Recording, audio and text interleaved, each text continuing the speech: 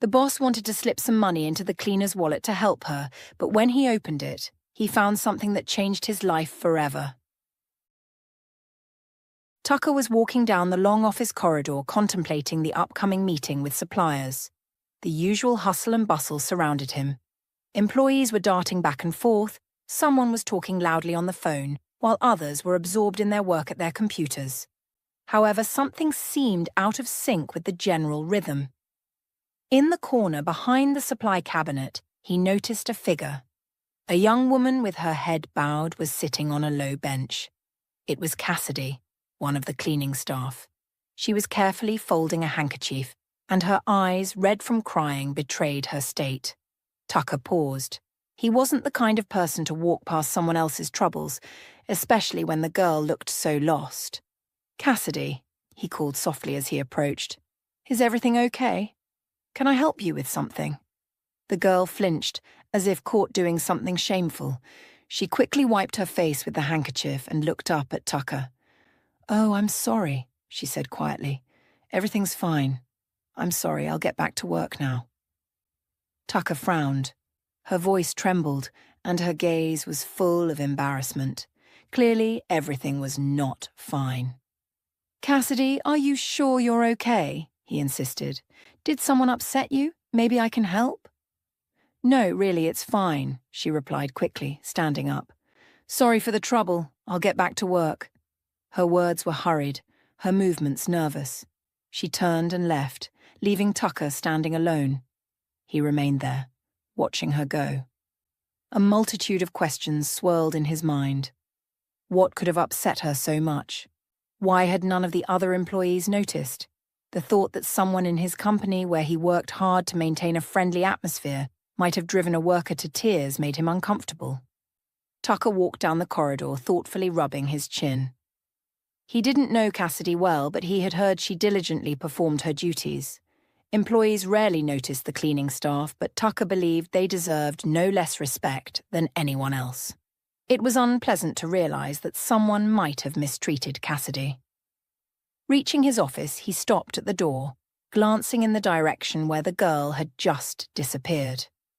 The office maintained its usual businesslike atmosphere, and it seemed no one cared that someone in this large building had just been crying. "There's no smoke without fire," he thought, entering his office and closing the door behind him. Sitting at his desk, he placed his palms on the surface and closed his eyes for a moment. He wanted to understand what had upset Cassidy so much. He wasn't the kind of person to leave such questions unanswered. Turning in his chair, Tucker looked at the phone. Who here understands people better than anyone else? He asked himself. The answer was obvious. Mrs. Thompson. She had been with the company for a long time, knew all the employees and their relationships. Tucker realized he needed to invite her for a conversation. His thoughts returned to Cassidy. Modest, quiet. She seemed like the kind of person who would never cause trouble. But her red eyes and trembling voice indicated she was struggling. If no one else noticed, then it was up to him to address it. He dialed Mrs. Thompson's number and, upon hearing her voice, calmly requested, "Good afternoon, Mrs. Thompson. Could you stop by my office in about 10 minutes? I need to discuss something." Tucker leaned back in his chair.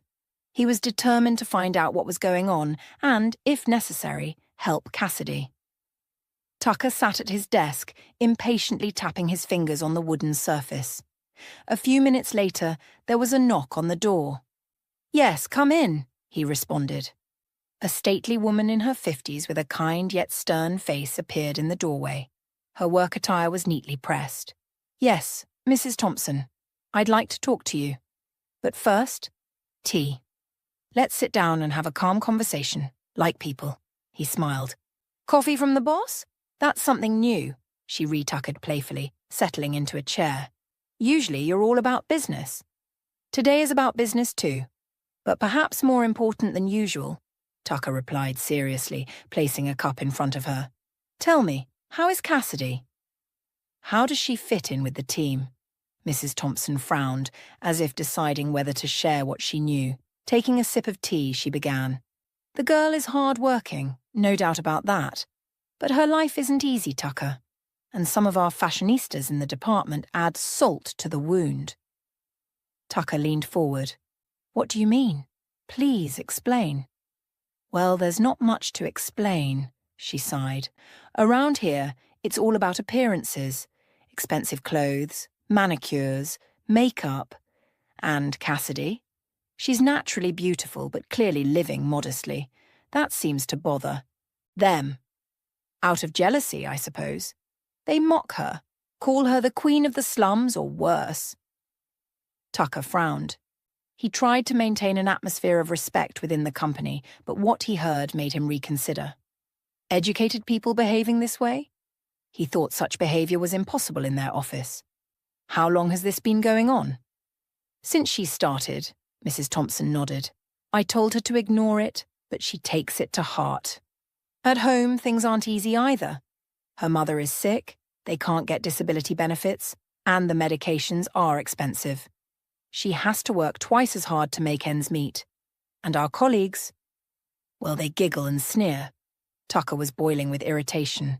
These jokes seemed petty and unworthy to him, and the fact that someone like Cassidy was under constant pressure evoked genuine indignation. And what about Cassidy? He asked. How is she coping? She stays silent. What else can she do?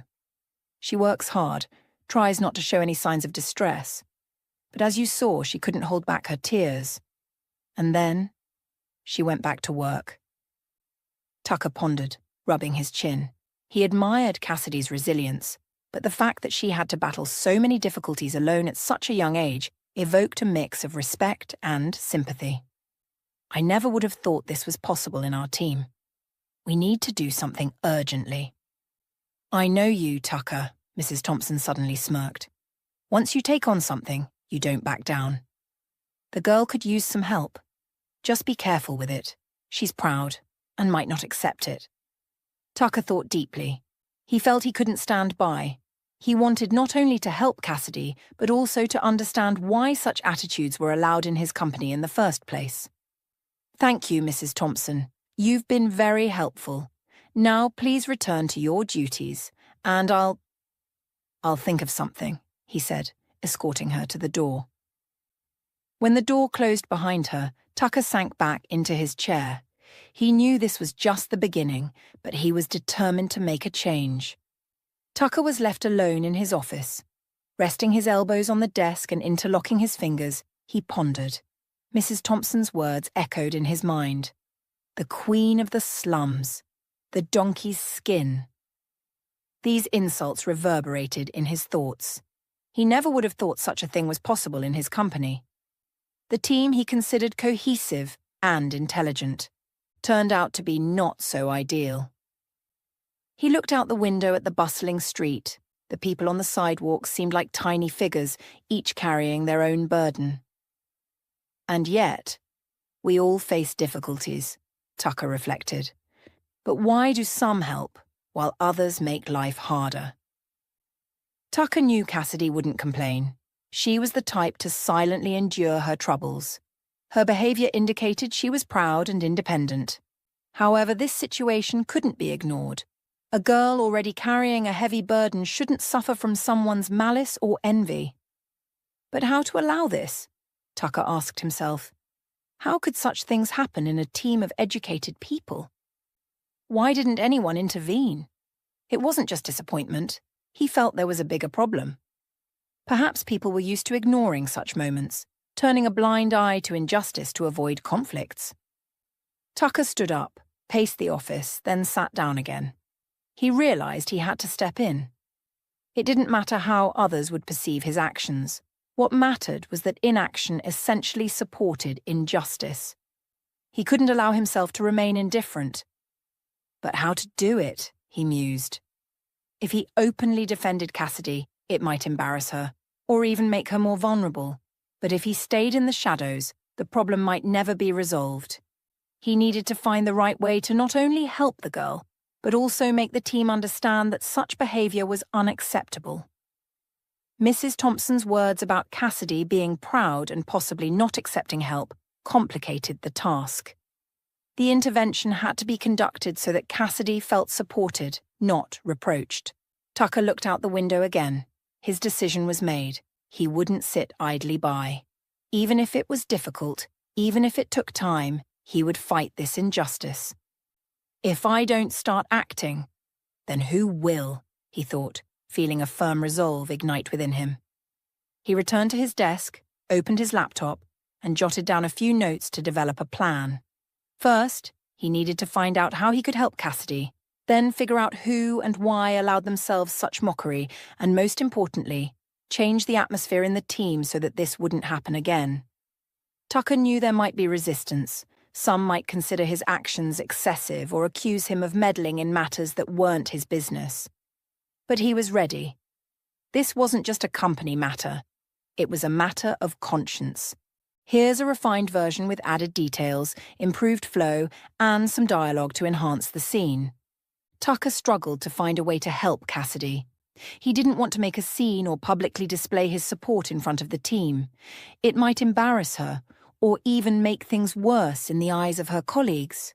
The only solution, he decided, was to do something anonymously, ensuring she wouldn't guess where the help came from. That morning, as he got ready for work, Tucker took out his wallet and flipped through the bills. This should be enough to buy some clothes or groceries, he thought, counting the cash. Money wasn't an issue for him, but he knew that leaving too much might raise suspicion. It had to feel like an accident, like someone had simply misplaced it, just enough to offer relief, not enough to make her question the source. The workday dragged on as usual, but Tucker's mind was elsewhere. He waited patiently, watching the clock, counting down the minutes until lunch.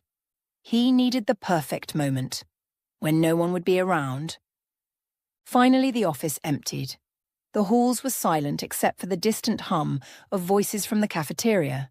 The cleaning staff had disappeared into the main hall, where there was always plenty of work. Now, Tucker made his way to the storage room, where the cleaning staff usually left their belongings. The small space smelled of disinfectant and damp mop heads.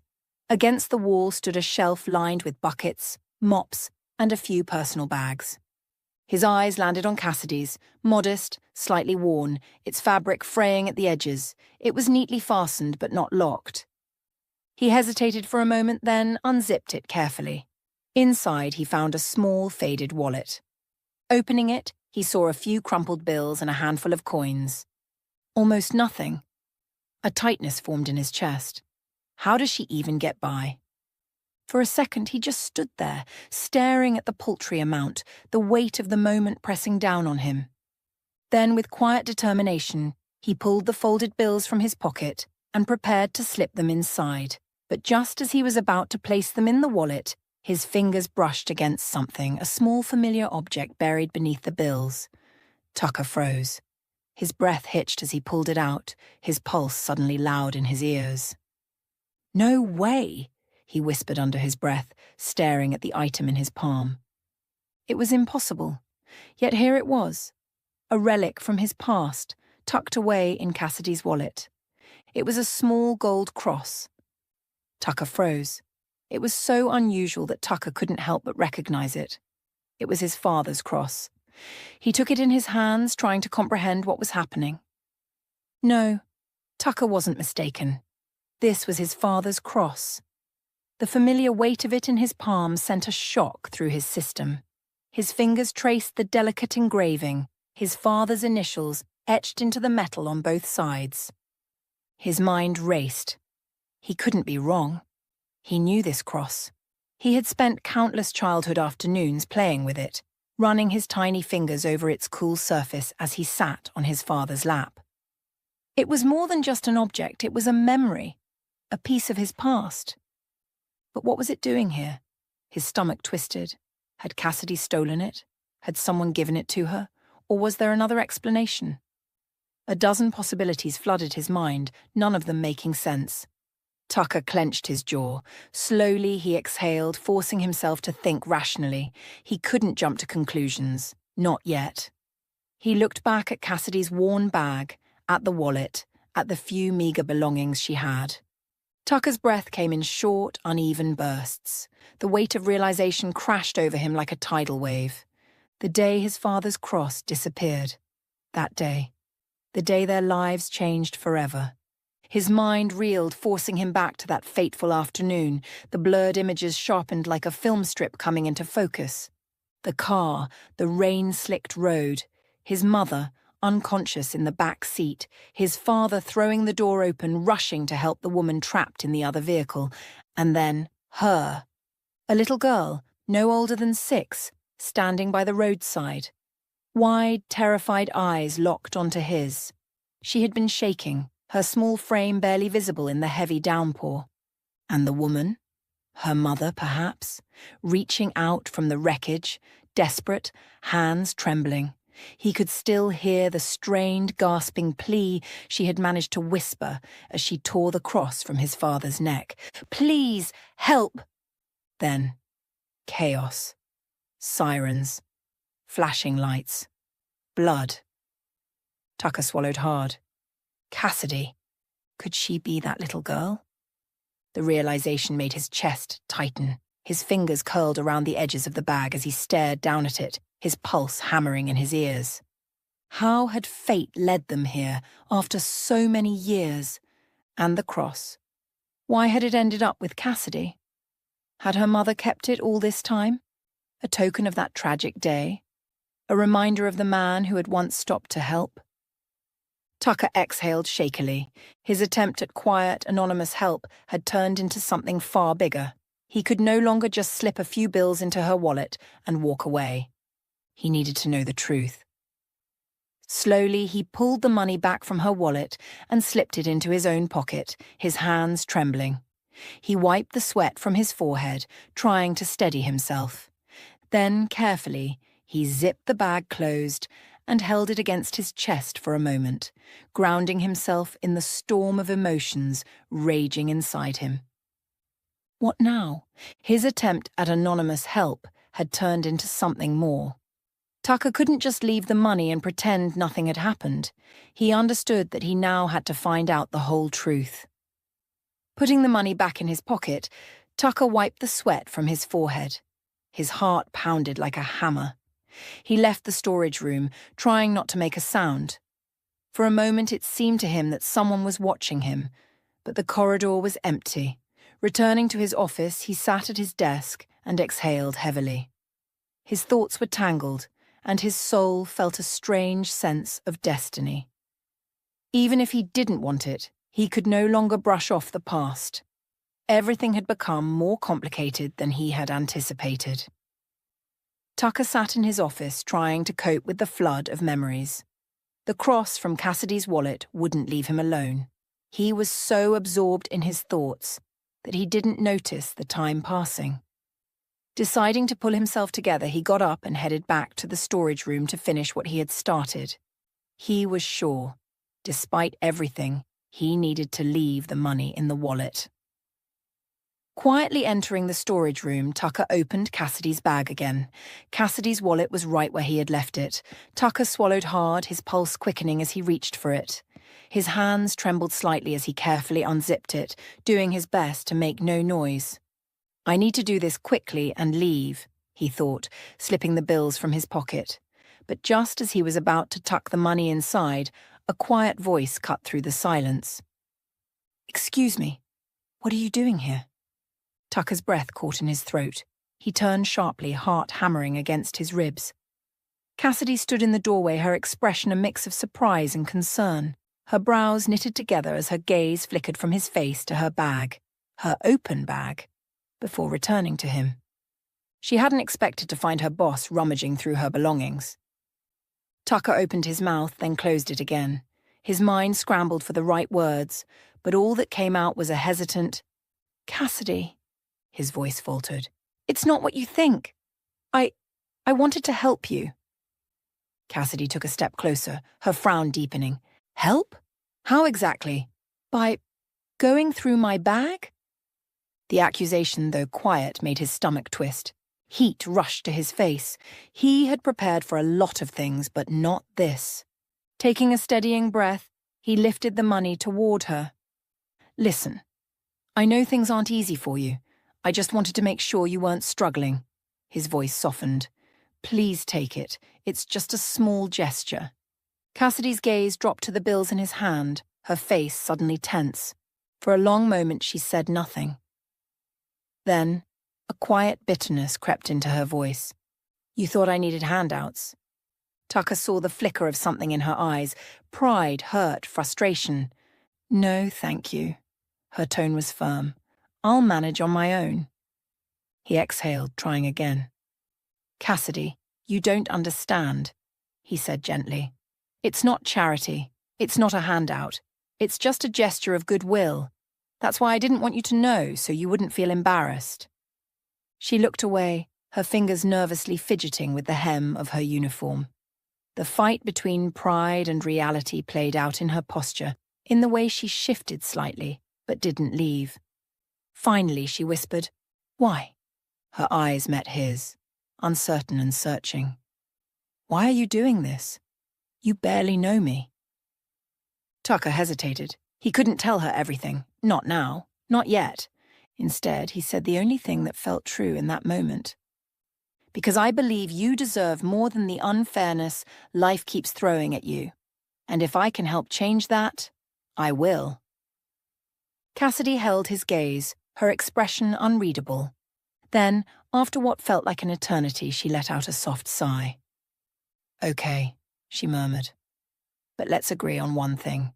This is the first and last time. I'm not used to accepting money like this." Tucker gave a small nod. She took the extended bills, carefully tucked them into her wallet, and placed it back in her bag. Then she looked at him. "Thank you," she said quietly, "but don't do this again. Just ask if you want to help." Tucker smiled, feeling the tension ease slightly. "I promise," he replied. She turned and left, leaving him alone. He watched her go, feeling a strange mix of relief and embarrassment. Perhaps now they could understand each other better, even through an awkward moment. Tucker couldn't gather his thoughts for a long time, but he understood that a conversation with his father was inevitable. The gold cross and Cassidy, who might have been connected to that fateful day, tormented his soul. He couldn't keep it to himself any longer. Late in the evening, he dialed his father's number. "Dad, are you home?" His voice was tense. "Yes, I'm home." "What's wrong?" his father replied, sensing something was amiss. "Yes, we need to talk. It's important. I'll be there in an hour," Tucker said, hanging up before his father could respond. When Tucker entered his father's house, his father was already waiting for him in the living room. He held a cup of coffee in his hands, and his face showed slight concern. "What happened?" he asked, nodding toward the chair. Tucker sat down but didn't take the coffee. He ran his hand through his hair, trying to gather his thoughts. "Dad, do you remember the day we were taking Mom to the hospital? The accident on the road?" he finally said. His father frowned as if wanting to say something, but instead he just sighed. "Of course I remember," he replied after a pause. "You don't forget something like that." Tucker nodded, feeling the long-suppressed anger begin to boil inside him. "Why didn't we help those people, Dad? The woman and the girl from that car?" His father got up from the chair and walked around the room. He stopped by the window, clasping his hands behind his back. "We had no choice, Tucker," he said in a hollow voice. "Your mother was dying. If we had delayed, she might have... well, she wouldn't have survived." "But she didn't survive anyway," Tucker interrupted sharply, standing up. "You knew that, Dad. You knew time was running out, but you abandoned that woman. We didn't even call an ambulance for them. I was desperate." His father turned to his son, his voice trembling. "Can't you understand? I had a dying wife in the car. Your mother. How could I leave her for strangers?" Tucker clenched his fists but forced himself to speak calmly. "Those strangers," Dad remembered that day for the rest of their lives. The woman became disabled. And her daughter, the child you left on the roadside, works for me. Can you imagine what I felt when I saw that cross in her wallet?" His father looked as if he had been slapped in the face. He slowly sank back into the chair and clutched his temples. "That cross... with her?" he whispered. "Yes." Tucker sat opposite, looking his father straight in the eyes. Do you remember how she tore it from your neck, pleading for help? She held it as her last hope, and you just drove away. Enough, his father's voice rose. Do you think it's easy for me to live with this? I remember that day every day. But we're not to blame, Tucker. We didn't hit their car. It was her, an inexperienced driver who lost control. Maybe you're right, Dad, but is that an excuse? We could have helped. We should have helped, not left them there. Tucker stood up, looking at his father with despair. How can you talk about innocence when the woman was left crippled and her daughter grew up in poverty because of us? His father closed his eyes as if trying to suppress the rising pain. A heavy silence hung in the room. Finally, he said, "Do you think I don't understand that? Do you think it doesn't hurt me? Yes, I made a choice. And every time I remember that day, I curse myself. But we can't turn back time, Tucker. We can't change the past." Tucker leaned closer, his voice becoming quieter but firmer. No, Dad. We can't change the past, but we can help them now. They're still here, living with these memories, with these consequences. You can do something to make their lives easier. Don't you want to at least try? His father looked up. In his eyes was a mix of fear and guilt. "And what do you want from me?" he asked hollowly. "First, we need to find out how to help. That girl's mother, Cassidy, is still sick. She's disabled and needs treatment. We can pay for it. That will be just the beginning." His father was silent for a long time. Finally, he nodded, as if making a decision within himself. "Okay," he said. "If there's anything I can do to make their lives easier, I'll do it." Tucker felt a sense of relief, but also a strange heaviness. He knew there was still a lot of work ahead, but the first step had been taken. The next day, Tucker decided to talk to Cassidy. He invited her to his office, trying to choose a time when the office was less busy. The girl entered, slightly embarrassed, lowering her head but trying to remain calm. "Please have a seat, Cassidy," he offered, pointing to the chair. "I'd like to talk to you, if you don't mind, of course," she replied quietly, adjusting her uniform. "Did I do something wrong?" No, everything's fine," Tucker hurried to reassure her. "I just wanted to learn a bit more about you. How are you? How's life?" Cassidy was a bit surprised but answered, "Everything's okay. Just working, as usual." Tucker nodded, but continued to look at her as if trying to understand what she was not saying. "Cassidy," he began gently, "I know your situation isn't easy. You work a lot, don't you?" She nodded, lowering her eyes. "I have to," she replied. "My mom and I don't have other options." Tucker leaned forward, resting his elbows on the desk. "Tell me about your mom. Is she sick?" Cassidy froze for a moment, then slowly nodded. "Yes, she has back problems. We were in an accident many years ago, and since then, she can't stand or walk for long. Initially, the pain was bearable, but now she can barely move without help. Doctors say she needs serious treatment, but we just don't have the money for it." Tucker felt something tighten in his chest. He understood what accident she was referring to, but didn't want to bring it up just yet. Instead, he continued, "I heard you work multiple jobs. Is that true?" Cassidy smiled wearily. "Yes. I also work as a night guard and clean staircases in my neighborhood late in the evening. The salary here isn't enough, but it's temporary.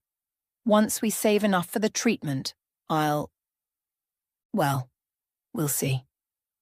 "And what about education?" he asked cautiously. "You're still young. You could go to college. Why didn't you try?" A hint of sadness crossed Cassidy's face. "I wanted to," she admitted. "I even applied after high school, but then Mom got really sick. We didn't have the money to pay, so I had to withdraw my application. Since then, it's just been about work." Tucker was silent, not knowing what to say. He saw before him a person who had to give up her dreams for her family. There was no complaint in her words, just a calm acceptance of the situation. This resilience impressed him. "Cassidy, I admire your strength," he finally said. "Not everyone your age could take on so much responsibility." She smiled shyly but quickly looked away. Thank you. But what can you do? Everyone has their own life. This is ours. Tucker thought for a moment. He saw how Cassidy tried not to show weakness, but her eyes spoke more than words. Behind this resilience lay fatigue, and perhaps fear of the future. Have you ever thought about asking for help? He asked gently. Cassidy shook her head. Nobody helps anyone just like that. And if they do, they expect something in return. We've learned to rely only on ourselves. Her words further strengthened his resolve to help. Tucker realized this girl deserved a different future, and he would do everything possible to give her a chance for something better. Cassidy, if you had the opportunity, would you want to go back to studying? He asked. She looked at him, as if not believing her ears. Of course I would, she replied quietly, but right now it's impossible. Tucker nodded, trying to hide a smile. He knew her life was about to change. She just didn't know it yet. Quentin couldn't shake off the heavy thoughts that plagued him after the conversation with his son. His actions on the highway 20 years ago were now returning with double the force. Tucker insisted that he meet with Cassidy's mother and try to help. And Quentin, though feeling internal resistance, couldn't refuse. He understood. It was his duty. The meeting was arranged by Tucker. He agreed that Quentin would visit them at home under the pretext of personal assistance. When Quentin arrived, Cassidy met him, a little surprised but still welcoming. Tucker's dad? Please, come in, she said, letting him into a small but tidy apartment. Mum's in the room? I'll call her. Quentin noticed how modestly and neatly the apartment was furnished. Old but well-kept things, simple furniture. Everything spoke of people who were used to getting by with little. A minute later, a woman with a cane entered the room. Quentin immediately realized it was Cassidy's mother. Her face, though aged, was familiar to him.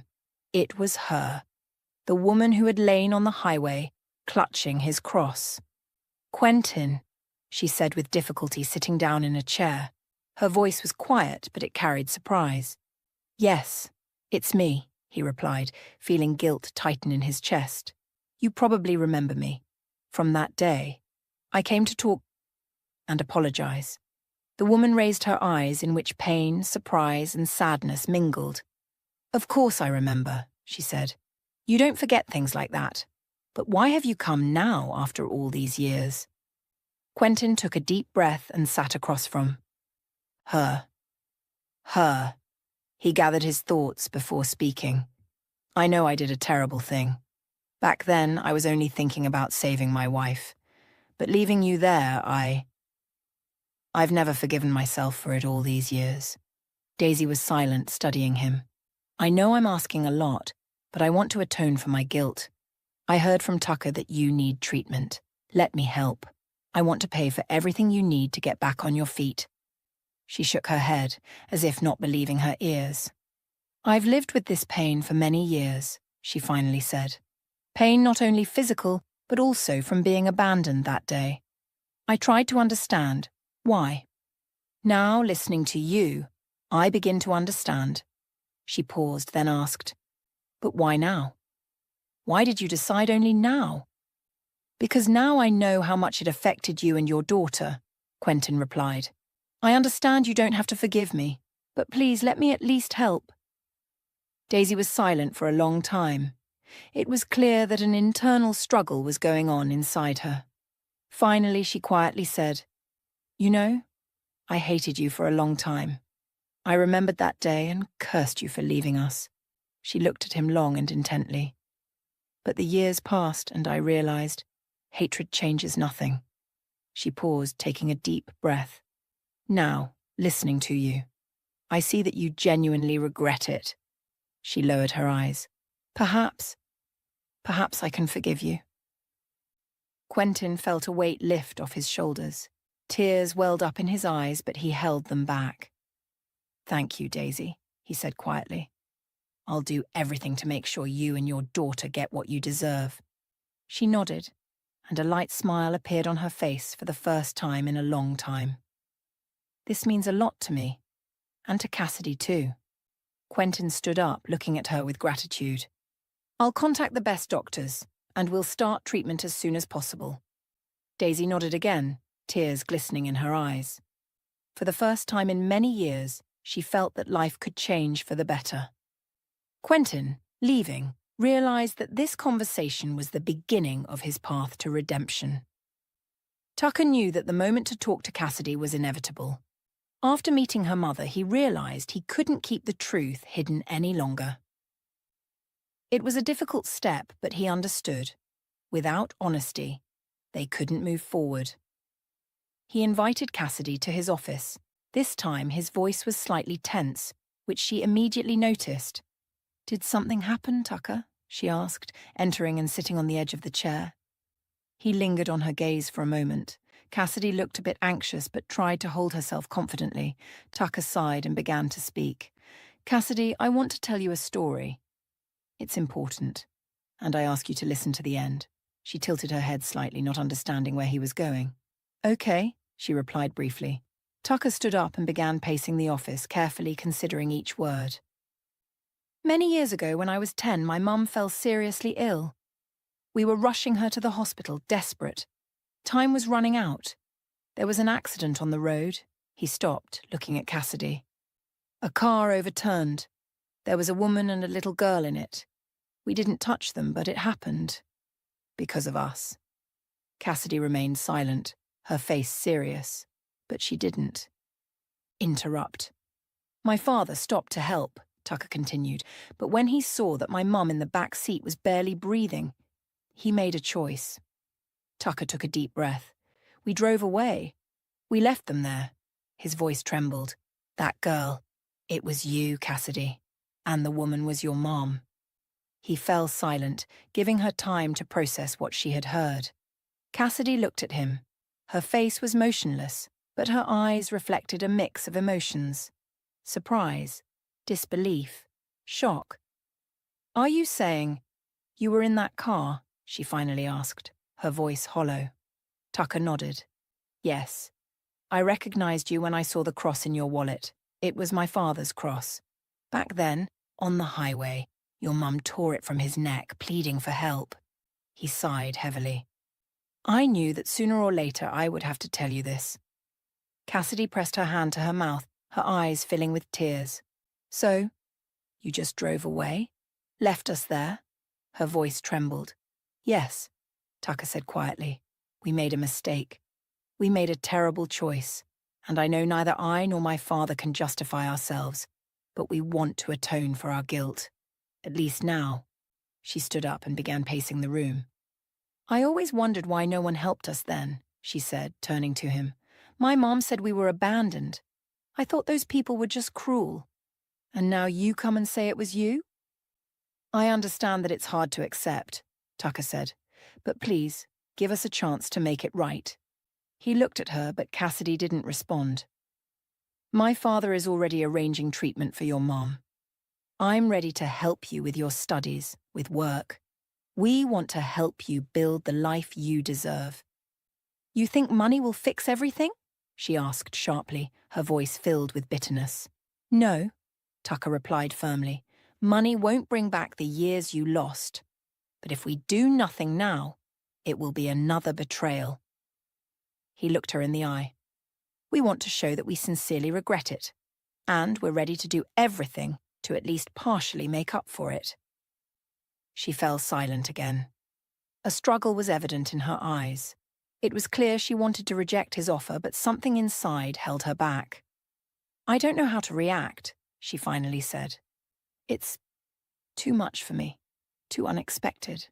"I understand," Tucker said. "Take your time, think about it. We're not in a hurry, but know that you can count on us. We'll do whatever it takes." She nodded. Her eyes were full of tears. It hurt her. But at the same time, there was something new in her gaze. Hope. Tucker knew this was only the first step, but he felt he had done the right thing by telling her the truth. Now everything depended on her decision. Daisy's treatment began almost immediately. Quentin contacted leading specialists, and they agreed to admit her to their clinic. Cassidy initially hesitated, reluctant to accept help, but her mother eventually convinced her. "Cassidy, sweetie, this might be my only chance to walk again," Daisy said, squeezing Cassidy's hand. "If it weren't for them, I'd just be living out my days in this apartment." "Okay, Mom, let's try," Cassidy finally relented. Her voice was filled with hope and fear at the same time. The clinic was one of the best. Daisy was examined, underwent a series of tests, and a treatment plan was developed, which included surgery and extended rehabilitation. Quentin paid for everything down to the last penny without asking unnecessary questions. He often visited Daisy in the clinic, bringing Cassidy so she could support her mother. "You're making good progress," one of the doctors said a month after the treatment began. "If things continue at this pace, in 6 months, you'll be able to walk without a cane." These words were a true gift for Daisy. She cried with joy when she shared the news with her daughter. "Can you imagine, Cassidy? I'll be able to walk again." Her face shone with happiness. "I'm so happy, Mom," Cassidy replied, hugging her. "It's the best thing that could have happened." Cassidy herself began to notice how her life was changing. First, Quentin insisted that she stop working multiple jobs. He helped cover her expenses, allowing her to focus on her own life. Tucker offered Cassidy the chance to return to studying, and though she had doubts, she accepted his offer. "I'll help you choose a good university," Tucker said. "You'll be able to do what you truly love." "I've always dreamed of becoming a designer," Cassidy admitted, "but I thought it was impossible." "Nothing is impossible," he smiled. "You have all the abilities for it." The application process wasn't easy, but with Tucker's support, Cassidy managed to get through all the stages. She began her studies, allowing herself to dream about the future for the first time in many years. Now her days were filled not only with responsibilities, but also with passion. She felt her life was gradually changing. Daisy completed her rehabilitation course 6 months later.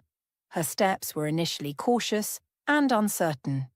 On the day she left the clinic without a cane, she was met by Cassidy, Tucker, and Quentin. She hugged each of them, her eyes filled with tears. "Thank you." "I don't know how to express my gratitude," she said, looking at Quentin. "No words are needed," he replied. "Just live your life and be happy." Tucker felt a weight lift from his heart. This was what he had been waiting for from the beginning, to see their help bring real changes to these women's lives. He often found himself thinking that Cassidy had become more than just someone he wanted to help. "Do you see how everything is changing?"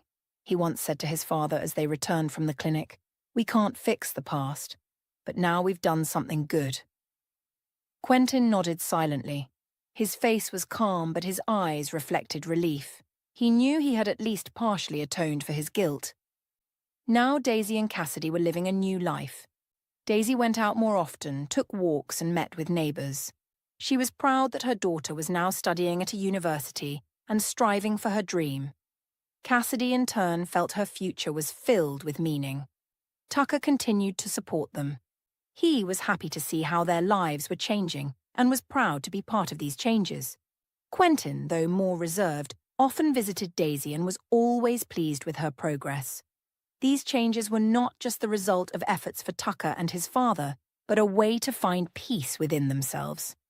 They realized that even the gravest mistakes could lead to growth if you make an effort and do everything possible to rectify the consequences. Life returned to its tracks, but now it was brighter and more meaningful for everyone involved in this story. After each visit, Tucker and Cassidy increasingly found themselves alone, discussing current affairs or simply sharing thoughts. Cassidy gradually began to trust Tucker, seeing his genuine interest not only in her well-being, but also in her dreams. One evening, when Daisy was already resting after another rehabilitation session, Tucker suggested they take a walk in the park. It was a quiet place with paths winding between tall trees, and the air carried a light scent of pine. "Do you always care so much about people?" Cassidy asked, looking at him with a smile. Tucker shrugged, slightly embarrassed. Caring is something I'm still learning. I used to be too absorbed in work and my problems. But your story changed a lot in me. Cassidy stopped, turning to him. It seems like you're doing more than you have to. Why? Tucker thought for a moment. Because I want you to have the life you deserve. You've carried so much on your shoulders for too long. He hesitated slightly, then added, and also because I respect you. Honestly, I enjoy spending time with you. Her eyes widened in surprise, but then she smiled. It was a warm, genuine smile that Tucker saw on her face for the first time. Thank you, she said quietly. I'm not used to hearing such words. They continued walking, but after that conversation, something changed between them. Cassidy became more open, and with each passing day, their communication became more personal. Tucker shared stories about his life, his mother, and how he struggled with the guilt of that day. Cassidy, in turn, shared her fears and dreams. When Daisy completed her treatment, their bond grew even stronger. Cassidy increasingly turned to Tucker for advice, and he was happy to support her. They began planning her studies and discussing her future career. Cassidy noticed that Tucker didn't just want to help, he believed in her like no one else before. One day, while they were preparing documents for her admission, Cassidy suddenly looked at Tucker and said, "You've changed my life. I don't even know what to say." "Just be happy," he replied, looking at her. "That's the most important thing to me." At that moment, she realized that he had become more than just someone who helped her. Tucker was something more. These feelings grew gradually, and now she couldn't imagine her life without him. A year passed. The wedding day was sunny, as if nature itself was blessing Tucker and Cassidy. The hall where the celebration took place was tastefully decorated, white tablecloths, fresh flowers on the tables, and soft lighting creating a cozy atmosphere. Everyone present felt that this day was not just a celebration of love, but a symbol of a new beginning. Cassidy looked incredible. Her dress, sewn from her own sketches, highlighted her natural beauty. Daisy couldn't take her eyes off her daughter, her eyes glistening with tears of happiness. "You look like a fairy tale," she said, holding Cassidy's hand. "I never dreamed I'd see you so happy." "It's all thanks to you, Mom," Cassidy replied, hugging her. "You taught me to fight and never give up." Among the guests were Tucker's colleagues, including Mrs. Thompson, who had always supported. Cassidy. She smiled, holding a glass of champagne. "Well, now everything's truly great for our girl," she said, addressing Quentin, who stood nearby. "And you, Quentin, are a good man. A real father." He smiled, but there was a hint of embarrassment in his eyes. "Thank you, Mrs. Thompson. I'm glad I could be part of this," he replied. The former bullies from the office were also present at the wedding. They kept to themselves, visibly nervous and whispering among themselves. Finally, one of them, Amber, gathered the courage to approach Cassidy. "Cassidy," she began hesitantly, lowering her eyes. "We wanted to apologize." She hesitated, but then mustered the courage. "We behaved badly. Please forgive us." Cassidy looked at her. Her face remained calm. "It's in the past," she replied. "I don't hold a grudge, but I hope you've learned to respect others." Amber nodded, blushing, and hurried back to the others. This moment was the final closure of that chapter in Cassidy's life. When the dance began, Daisy stood without assistance for a long time and even twirled to the slow melody, smiling shyly. Quentin approached her. "Daisy, you're an amazing woman," he said. "I'm glad everything worked out for you," she replied with a gentle smile. "Quentin, thank you for everything. If it weren't for you, I wouldn't be here today." Tucker and Cassidy danced their first dance as husband and wife. Their faces glowed with happiness, and their eyes reflected confidence in the future. This day was a symbol of their new life, where there was no place for pain and regret. After the wedding, as guests began to leave, Tucker and Quentin remained in silence on the terrace of the hall. They sat side by side, looking at the evening sky painted in shades of pink and orange. "Dad," Tucker began, turning to his father. You know, I thought I'd never be able to forgive you for that day. Quentin looked at his son attentively. I know, he replied quietly, and you had every right to. I couldn't forgive myself for a long time. Tucker nodded thoughtfully. But now I understand that you did everything you could in that situation. We both made mistakes, but you proved you can take responsibility, help me and Cassidy change their lives. If it weren't for you, Quentin said, I would have continued hiding from the past. You gave me the chance to correct my mistakes, and I'm proud to have had such a teacher as you. Tucker chuckled. I'm not much of a teacher, but I'm glad we could do this together. They fell silent, enjoying the quiet. The wind gently rustled the trees, bringing a cool breeze. Do you think we've fixed everything? Tucker asked after a long pause. I think we've done everything we could, Quentin replied. And you know, that's enough. Sometimes life gives us a second chance. The main thing is not to miss it. Tucker felt warmth spread inside him.